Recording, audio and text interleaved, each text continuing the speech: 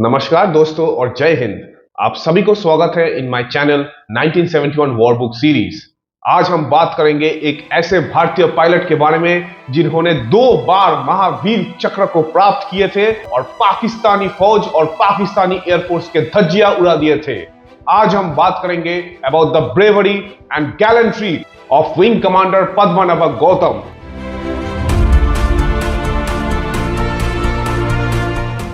Wing commander Padmanabha Gautam का जन्म हुआ था on the 23rd of July 1933 in Chennai in the family of Neelkanta Padmanabha. So young Padmanabha Gautam was commissioned in the Indian Air Force on the 1st of April 1953 after completing the 60 pilots course. 1st of April 1954 में वो pilot officer से flying officer बने। तो जब Congo में जंग छिड़ चुका था तब यूनाइटेड नेशंस ने डिसाइड किया था to end this conflict in Congo और भारतीय एयरफोर्स के number 5 squadron was serving at that time in Congo with the United Nations. तो फ्लाइंग ऑफिसर पद्मनाभ गौतम अभी फ्लाइट लेफ्टिनेंट थे और वो बहुत ही एक्सपर्ट कैनबेरा बॉम्बर पायलट भी थे। तो कॉन्गो में सर्व करते हुए on the 6th of December 1961 को उनको ऑर्डर्स दिया गया था to attack the rebel held Kolwezi airfield at Katanga. तो कटंगीज फोर्सेस के अगेंस्ट यूएन फोर्सेस तब फाइट कर रहे थे और फ्लाइट लेफ्टिनेंट पद्मनाभ गौतम अपना कैनबेरा लेके उस भयंकर खराब वेदर में भी वो फ्लाई करते हुए गए थे टुवर्ड्स दिस एयरफील्ड। टारगेट के पास पहुंचते ही उन्होंने अपना कैनबेरा से बॉम्ब फेंकना शुरू कर दिया और ये कटंगिस एयरफील्ड को तबाह करना शुरू कर दिया था।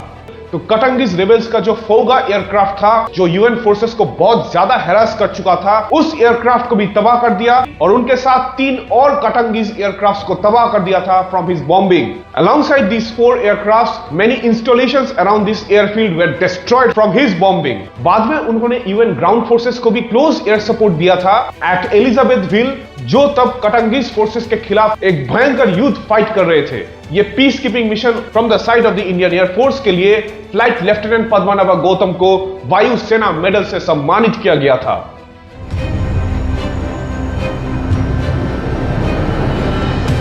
1965 में वो एक स्क्वाड्रन लीडर थे and he was serving in a jet bomber conversion unit जो आगरा में थे। तो जब पाकिस्तान के खिलाफ 1965 का जंग शुरू हो गया था तब उनको टास्क दिया गया था to be a pathfinder Canberra pilot for the extreme range of Canberras inside Pakistan for heavy bombing operations. तो वो खुद कुछ रिस्की मिशंस में हिस्सा लिए थे और सभी मिशंस में उनको पाकिस्तानी एंटी एयरक्राफ्ट गन्स का सामना करना पड़ा जिसके गोलियां उनके कैनबेरा एयरक्राफ्ट के आसपास से निकल ही रहा था ऑल द टाइम। उनको पेशावर एयरफील्ड में भी बॉम्बिंग के लिए भेजा गया था और पेशावर एयरफील्ड में बहुत सारे बॉम्ब्स गिरा के वो पाकिस्तानी एयरफोर्स को पेशावर एयरफील्ड में नेस्त नाबूद कर दिए थे। 1965 के जंग में वो टोटल 6 बॉम्बिंग ऑपरेशंस में थे जिसके लिए वो बहुत सारे पाकिस्तानी एयरक्राफ्ट को अपना हैंगर्स में ही बॉम्ब गिरा के तबाह कर दिए थे। उसके साथ कुछ एयरबेस का इंस्टॉलेशंस भी डिस्ट्रॉय कर दिए थे और बहुत सारे tactical and close air support missions में भी थे और उनके ऊपर पाकिस्तानी F-86 सेबर्स ने भी फायर खोल दिए थे टू ब्रिंग हिम डाउन, लेकिन उनके ऊपर एक खरोच भी नहीं आया था। उनके ऐसे बहादुरी और gallantry with devotion to his duty के लिए महावीर चक्र से स्क्वाड्रन लीडर पद्मनाभ गौतम को सम्मानित किया गया था।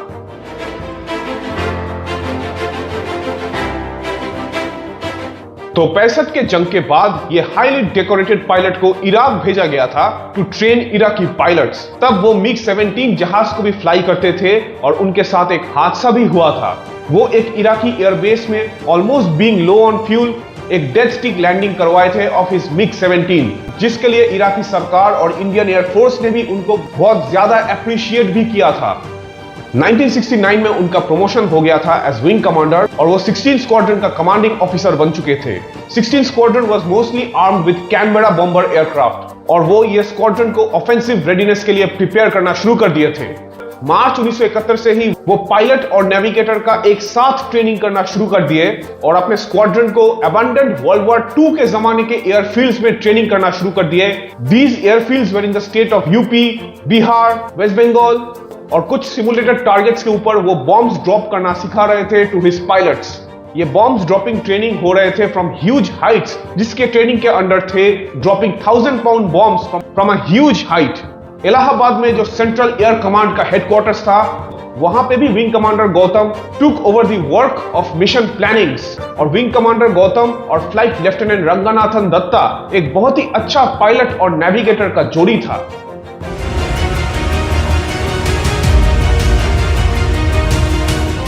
तो जब 1971 का जंग पाकिस्तान के साथ शुरू हो गया था from the 3rd of December 1971, तब 16 स्क्वाड्रन ही एक ऐसा बॉम्बर स्क्वाड्रन था जो both on the western front और इन द बांग्लादेश ऑपरेशंस में भी हिस्सा लिया था। बांग्लादेश ऑपरेशंस में 16 स्क्वाड्रन का Canberras took part in bombing raids on the air bases of the Pakistani air force at Dhaka, Khulna and Chittagong. Meanwhile western front के जो ऑपरेशंस हो रहे थे वहां पे विंग कमांडर गौतम खुद अपने ऑपरेशंस को लीड कर रहे थे। वो अपना कैनबेरा बॉम्बर एयरक्राफ्ट से पाकिस्तान के मियानवाली एयरफील्ड के ऊपर भारी बॉम्बार्डमेंट किए थे और 5 ऑफ दिसंबर 1971 में वो लाहौर के पास जो रायविंड रेलवे मार्शलिंग यार्ड था वहां पे भी बहुत सारे बॉम्ब्स गिरा के उस जगह को तबाह कर दिए थे। हर एक बार उनके ऊपर बहुत भयंकर एंटी एयरक्राफ्ट गन फायरिंग होते थे, लेकिन वो अपना बॉम्ब्स गिरा के दुश्मन को नेस्त नाबूद कर देते थे।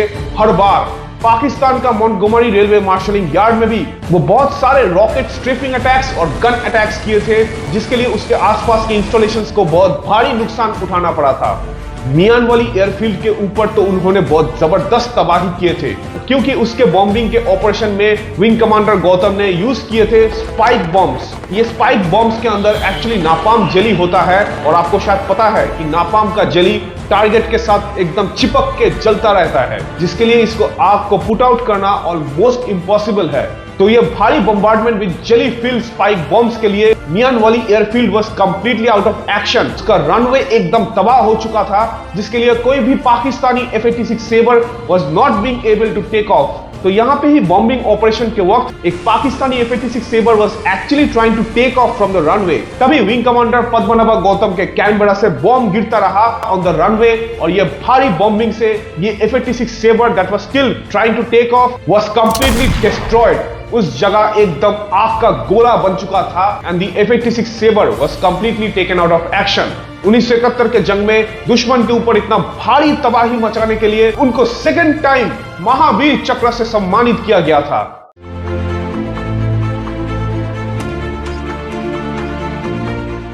जंग खत्म होने के बाद in 1972 he joined the second wing at Lohegaon airbase. Lohegaon airbase actually Pune में है और वो चीफ ऑपरेशंस ऑफिसर बन चुके थे। इवेंचुअली जो MiG-21 जंगी जहाज आए थे उनको भी वो फ्लाई करना शुरू कर दिए और ही मास्टर्ड फ्लाइंग द MiG-21 और MiG के साथ वो कैनबेरा भी फ्लाई करते थे।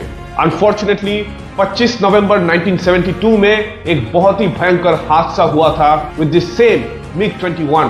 विंग कमांडर पद्मनाभा गौतम अपना MiG-21 में बैठ के टेक ऑफ कर रहे थे, तभी his MiG-21 started flaming out. वो ऑलरेडी टेक ऑफ करके आसमान में पहुंच चुके थे, but his entire airframe was on fire. तो he knew that he had to come down and he was coming down. लेकिन while coming down he spotted a nearby school और उनको मालूम था कि एयरक्राफ्ट इस स्कूल की तरफ बढ़ रहे थे।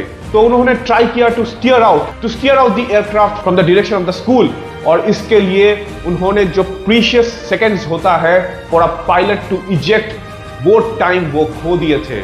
वो इजेक्ट नहीं कर पाए थे और वो जेट को स्टीयर आउट करके स्कूल के पास से निकल के एकदम ग्राउंड को हिट कर गए और उनका MiG-21 पूरा एक्सप्लोड कर गया।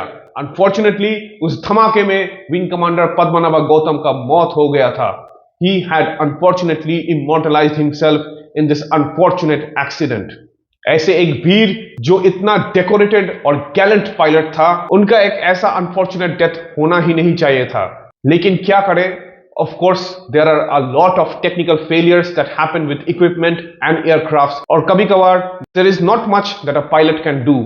Wing Commander Padmanabha Gautam lived like a hero and he died like a hero trying to save a school that was filled with kids and teachers. इतने सारे जान वो खुद बचाए थे।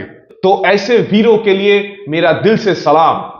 अगर आपको ऐसे ही मिलिट्री हिस्ट्री वीडियोस देखना पसंद है तो please like and subscribe to my channel और इस वीडियो को शेयर भी कीजिए ताकि मेरे देश में ऐसे हीरोज की बात और फैलता रहे। Thank you for listening.